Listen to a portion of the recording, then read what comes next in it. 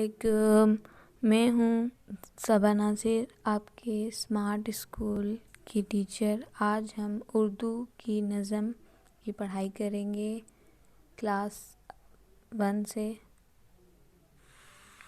आओ rail rail खेलें, आओ रेल रेल खेलें, एक अनोखा खेल खेलें।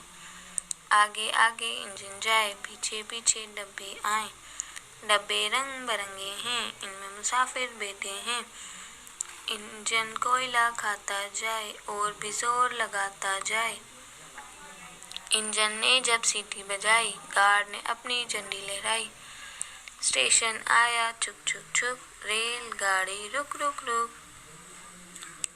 आज आपके घर का काम है 2 सवाल आप हल करेंगे। सवाल नंबर पहला है, इंजन अपनी ताकत किस चीज़ से हासिल करता है बच्चों।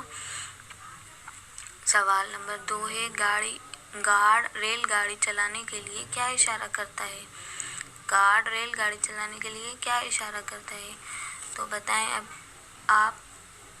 अल्लाह हाफिज़।